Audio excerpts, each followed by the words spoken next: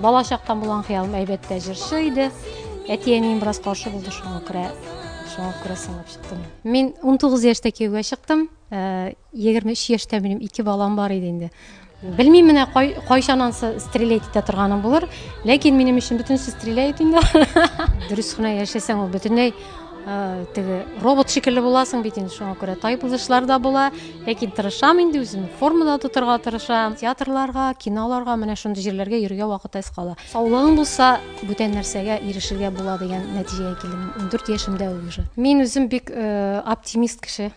Юктан да мин теге көч ала торган кеше, менә төшенкелекләр була, әлбәттә, без хис кешеләре җырларганда җырлап инде үземнең төшенкелек вакытларын теге җырлап шулай дип бетерәм.